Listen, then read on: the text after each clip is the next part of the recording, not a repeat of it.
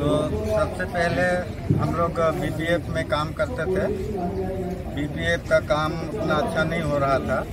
और यूपीपीएल जो है बहुत बीटीआर अंचलते बसबास करिब किन्तु जी अंचलत आमी बसबास करूँ এই অঞ্চলটো যদি আমি শান্তি সম্প্ৰীতি নিৰাপত্তা আৰু ভাল অঞ্চল হিচাপে আমি গঢ়ি তুলিব নোৱাৰোঁ এই অঞ্চলৰ যদি যাতায়াতৰ ব্যৱস্থা ৰাস্তা ঘাট শিক্ষা দীক্ষা সব ঠিক কৰিব নোৱাৰোঁ আমি বেলেগত যাই এই কামটো কৰিব নোৱাৰোঁ আমাৰ অঞ্চলটো আমিয়ে ডেভেলপ কৰিব লাগিব এই সুযোগটো বিপিএফে পাইছিলে কিন্তু তেখেতসকলে কৰিব নোৱাৰিলে আৰু কৰিব নিবিচাৰিলে এই কাৰণে আজি আমাৰ সময়ত আমি শিক্ষা আপোনালোকে দেখিছে যথেষ্ট পৰিৱৰ্তন শিক্ষাত আহিছে শিক্ষা আমাৰ যথেষ্ট উন্নতি কৰা হৈছে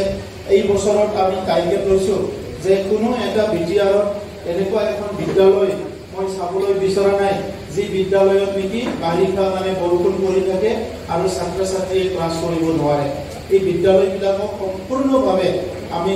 ৰিনোভেশ্যন কৰি পেলাই ঠিক কৰিব বিচাৰিছোঁ যিমান পাৰোঁ ধৰ্মীয় অনুষ্ঠান সামাজিক উপায় দিয়া যাব যিখিনি দিব নোৱাৰে সেইখিনিও আমি যাতে বেলেগ বেলেগ ইমপ্লয়মেণ্ট দিব পাৰোঁ ইয়াৰ কাৰণে প্ৰাইভেট গ্ৰুপবিলাকৰ লগত আমি কথা পাতি আছোঁ এয়াৰ ইণ্ডিয়াৰ পৰা আদি কৰি বিভিন্ন অৰ্গেনাইজেশ্যনবিলাকৰ লগত কোম্পানীবিলাকৰ লগত কথা পাতি আছোঁ যাতে আমাৰ মানুহবিলাক তাত এমপ্লয়মেণ্ট পায় আৰু বিশেষভাৱে মহিলাসকল খেতিয়কসকল বিপিএফত আছিলোঁ বিপিএফৰ পৰা আমি ইউপিপিএলত আহিলোঁ আৰু বিপিএফৰ মানে ইমান এটা ভাল দেখা নাপায় কিনে ইউপিপিএলত আহিছোঁ আমাৰ যাতে কি ৰাইজে ভাল হ'ব বুলি কিনে ইউপিপিএলত আহি কিনে চাইছোঁ আৰু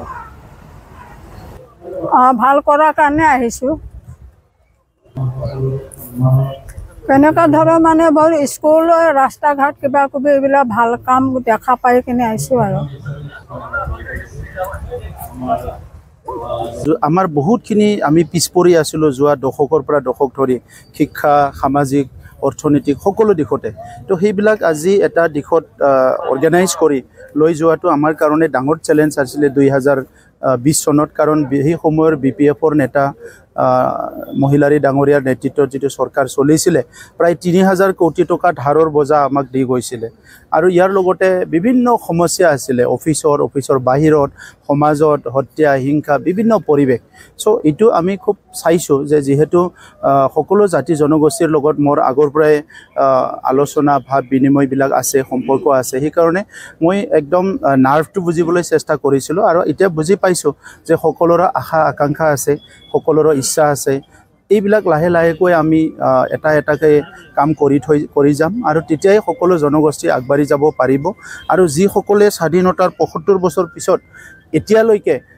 নেগলেক্টেড বুলি ভাবে বা বঞ্চিত বুলি ভাবে সেই জনগোষ্ঠীবিলাককে বেছিকৈ টাৰ্গেট কৰি মই কাম কৰি আছোঁ আৰু যিসকলে আজি মাটি বাৰীৰ সমস্যা ইয়াত মানে আগৰ চৰকাৰৰ সময়ত কৰি থৈ গৈছিলে কোনোবা যদি মাটি সেটেলমেণ্ট কৰে যিমান দামত মাটি কিনে ইয়াৰ ৭৫% মানে দিব লাগিব তেতিয়াহে মাটি সেটেলমেণ্ট কৰিব পাৰিব ইয়াৰ ডাইৰেক্ট উদ্দেশ্যটো আছিলে যে বিপিএফে মাটি বাৰী মানুহক দিব বিচৰা নাছিলে আমি এতিয়া হিটো মানে 500 লৈ আহিছোঁ যাতে 500 টকা দি সেটেলমেণ্টটো ল'ব পাৰে আৰু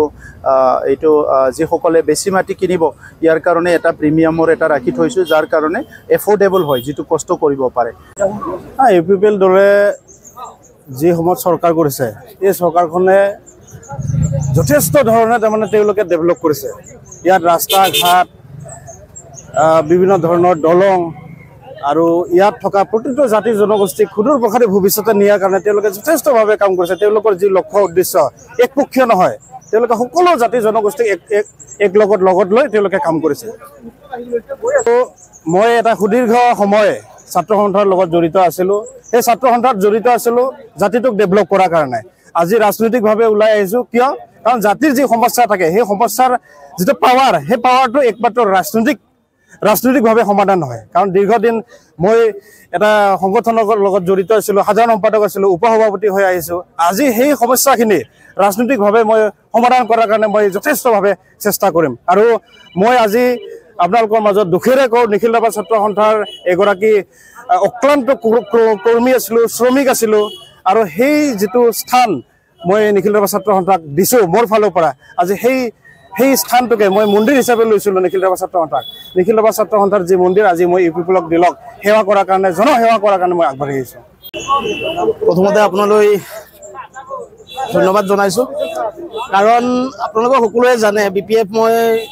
যোৱা 4 বছৰৰ পৰা BPF দলে কৰি আছিলোঁ। BPF দল কৰি থাকিলেও এতিয়া চাওক প্ৰগতি উন্নয়ন এই স্বাৰ্থৰ কাৰণে আমি কাম কৰিব লগা হয় কেতিয়াবা। তো আজিৰ দিনত বিশেষকৈ ইমান ক'ব নোৱাৰোঁ, এইটো মোৰ এটা ব্যক্তিগত ডিচিশ্যন। মই UPPL জইন কৰিছোঁ আজি মানে শিৱ ছাৰৰ নেতৃত্বত, আৰু শিৱ ছাৰৰ যিখিনি প্ৰগতি বা উন্নতি আমাৰ BTR জেগাখিনিত ৰিজিয়নবিলাকত কৰি আছে তাতে খুব ভাল লাগিছে। তেখেতৰ কামৰ গতি স্পৃহা চাই তেখেতক আজি ফিজিকেলিও লগ পালোঁ, ধুনীয়া ভাষণ তেখেতৰ, মানে শিক্ষা হওক বা যিকোনো উন্নয়নৰ যিটো দিশ আগবঢ়াই গৈছে, আমি ভাবিছোঁ আমাৰ দৰে মানুহ